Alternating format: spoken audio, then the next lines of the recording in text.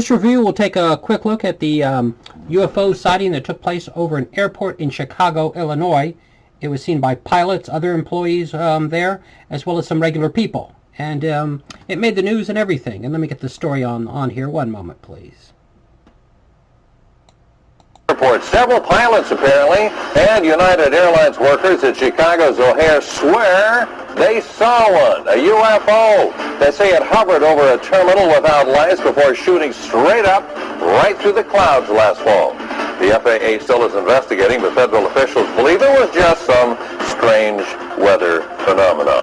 Flights come to Chicago's OHare Airport from all over the world, but do they come from other worlds? You don't believe this was possibly your imagination? It was definitely not my imagination. Joe was a mechanic for United Airlines. While taxiing a jumbo jet to the hangar, he and another mechanic Looked out the window in the general direction and noticed an object up in the sky, dark gray object sitting above the terminal complex. Joe, which is not his real name, is one of several airport workers, some of whom have talked to the Chicago Tribune, who say they saw a saucer-shaped UFO hovering just beneath the clouds at the airport. He's the first to go on camera to talk about it since this happened several weeks ago. He wants to remain anonymous. But you're sure it was some kind of object that normally would not be above OHare Airport? I've been at O'Hare for quite some time, and let's just say that I've never seen an object in my time there that looked like this. And I'll tell you, definitely it was not an airplane as we know it. But it could be an airplane as another world knows it. Possibly. We brought in one of Chicago's top sketch artists Followed the contours of the object. to listen to Joe and draw a picture of what he says he saw. More like an oval. Dark gray oval. Because no photos have surfaced, and Joe doesn't know of any. Now, it didn't say Goodyear on it, did it? No Goodyear, no. That's a really good drawing. Is that what it looks like? Very much so, yeah. Other witnesses told an organization called the National UFO Reporting Center that the object eventually shot straight up in the sky at a great rate of speed. It looked like literally someone had poked a hole in the clouds. Just a round hole. Joe thinks the disc is either a stealthy military project or a spacecraft from another planet. But I find it very strange or very peculiar that somebody who possesses the technology to travel between star systems would sit over an airport in Chicago. hard to argue that. A spokesperson for United Airlines says, "We are aware of what the employees said they saw, but this is not something United would investigate. Talk to the FAA," says the airline. The TSA and the Chicago Department of Aviation also told us to talk to the FAA. So we did.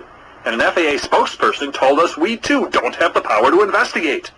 The FAA adds that radar did not pick up anything out of the ordinary, and the sighting might have been caused by a weather phenomenon. And you don't believe it was a weather phenomenon? Not at all. Not for a minute. OHare has apparently been UFO-free since that November afternoon, although Joe now tends to pay special attention to that same patch of airport sky. Gary Tuckman, CNN, Chicago. Oh, hey, good start. And let me advance this a bit and get the story on here. One moment, please.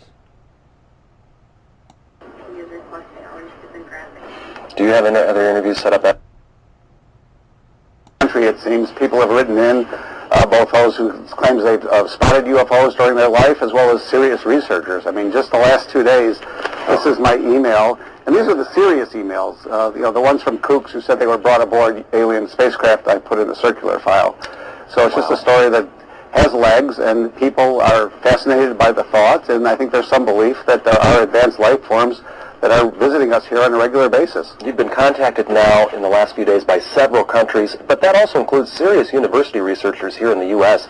You know, I got to tell you, too, I got a call from my dad in California Monday night, and he's like, "What is up with the OHare UFO story?" I'm like, "Where did you see that? Where did you read that?" Well, it was on Fox Network's Crawl.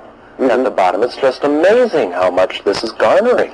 Yeah, it really is, and worldwide attention, as you say, and from people who have observed, made observations themselves, including on November 7th, the date of this incident, additional people both at OHare and outside the airport who have either seen this gray disc-shaped metallic object themselves, or they saw that huge hole in the sky that the object created when it vanished. Let's go over that one more time. What did people see when it all of a sudden vanished right through the clouds over the United Terminal? And then how's the FAA been reacting the past few days, too? Any new ground on that? Okay. Well, the object was hovering in a stationary position about 1,500 feet above the United Terminal for some minutes, And then when it left, it just burst through this thick cloud layer, creating a large open space of blue sky on an otherwise overcast day.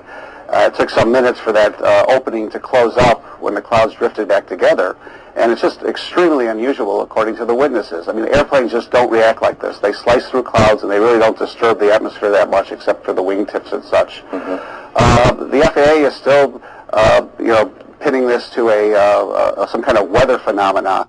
And that's a little more coverage there. Let's see if I can advance this a bit. And here's some. Based on a alleged incident that occurred at O'Hare above gate C-17 on November 7th, 2006. Reason there was a several-month lag in us reporting it or even deciding whether to report it at all was that I had to track down the witnesses of this alleged incident. And what fascinated me was the fact that these were all such credible observers. These were pilots. These were ramp workers and mechanics who were jockeying planes back and forth from the hangar, who all, down to a person, reported the exact same sighting. This metallic gray spear-shaped or disc-shaped object hovering stationary in place about 1,500 feet above gate C-17. And then they all described this departure where it just left suddenly with such velocity and speed that it poked this donut-shaped hole in what was otherwise a very cloud-covered sky that day. It's an intriguing story. Right. That you reported in the Tribune, and then its new life is what? Well, its new life is there's a new book by an author named Leslie Kean, and Miss Kean was on the Colbert Report last night. And she brought up the O'Hare site. And that's a little more coverage there, and let me see if I could end this.